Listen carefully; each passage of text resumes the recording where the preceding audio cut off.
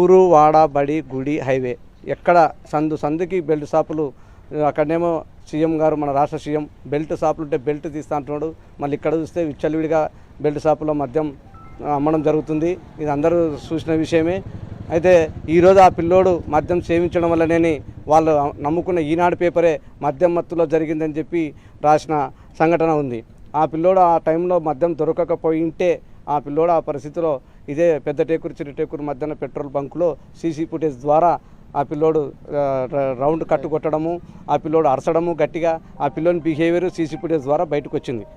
Lakshmipuram belt షాపులు అనేది highway road పక్కన, గుడి పక్కన, బడి పక్కన మొత్తం పెద్ద విస్తరించిన గ్రామం ఇది లక్ష్మీపురం. ఇక్కడ బెల్ట్ షాపులు విచ్చలవిడిగా మద్యం అమ్మడం అనేది వాస్తవం.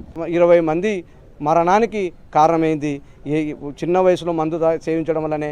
ఈరోజు ఎన్నో కుటుంబాల మధ్యన, భార్య భర్తల మధ్యన కొట్లాటలు అయితేనేమి, అన్నదమ్ముల మధ్యన కొట్లాటలు అయితేనేమి, ఇదే మన జనసేన పవన్ కళ్యాణ్ గారు దూషించుకొని మద్యపానం వల్ల ఎంతమంది కుటుంబాలు అన్న వ్యక్తి మళ్ళీ ఈరోజు ఇంతమంది మద్యం మత్తులో చనిపోయినాడని చెప్పిన పవన్ కళ్యాణ్ గారు మరి ఎందుకు ప్రశ్నిస్తలేరో ఒక పరాలించుకోవాల్సిన అవసరం ఉంది.